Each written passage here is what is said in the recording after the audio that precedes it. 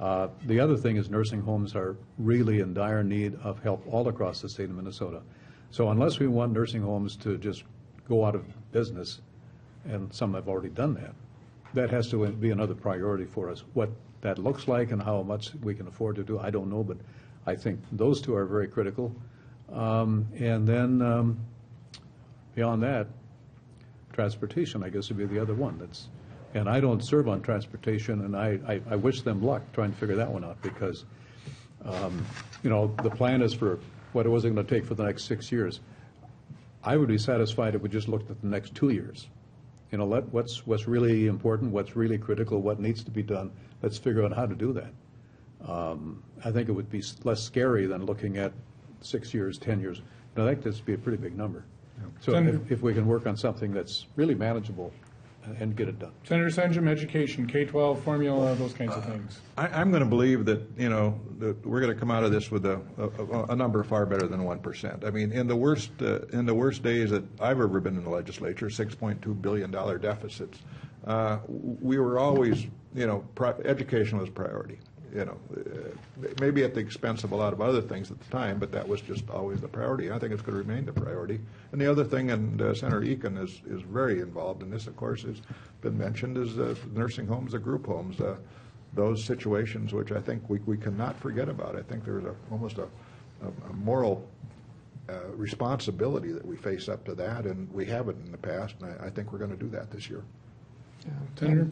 And I agree about the importance of K-12 education. It has been the reason that we have such a high quality of life here in Minnesota is because we've invested so much. And it is 40% of our state budget, so it's the biggest thing we do in the state of Minnesota. And it's for a reason, because we get the biggest dividends from investing in our young children. Is our greatest resource is our children, and it is our future, as they always say.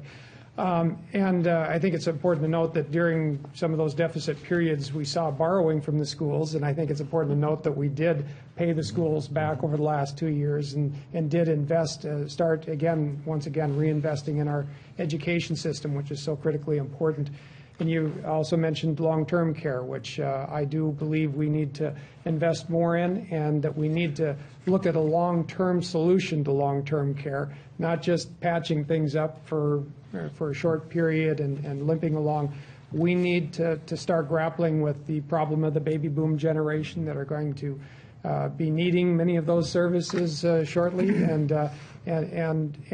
so I feel that we should, and we need to do the same thing with transportation, that long-term solution in my view. And I think we need to do the same thing for seniors and people with disabilities as we have for our roads and bridges. I think we need to have a dedicated source of revenue for long-term care. And that's one of the things I believe we need to be working on, is identifying a dedicated source of revenue. Any idea what that might look like? Well, I have a proposal in that closes a very large tax loophole. That many people may not know this, but the highest income people do not pay any Social Security tax on any of their highest income. What I was proposing is that, and by the way, it's only the highest income people that receive that special treatment. And what I'm proposing is that we close that loophole and treat the highest income people the same as we treat everyone else. And by doing that, that would raise a significant amount of revenue, and it would be a long-term solution to the problem, and dedicate that money to long-term care for seniors and those with disabilities. And don't you think we have to have different models of care at that point, too?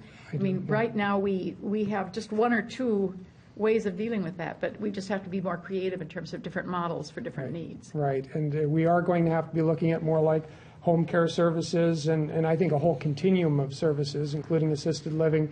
And so we have to be more innovative, I think, as we move on. This problem cannot be solved. It's a problem of such a magnitude.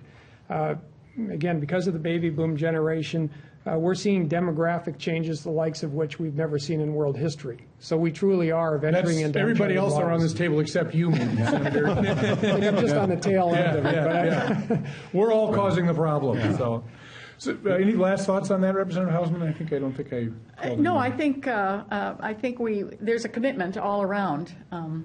We're fairly universal in our approach on those. I would say I certainly share the commitment to take care of these issues. On the other hand, would suggest that I also think we ought to get rid of taxing Social Security, and we have a bill in that to do that. And I think it's going to get some discussion this year.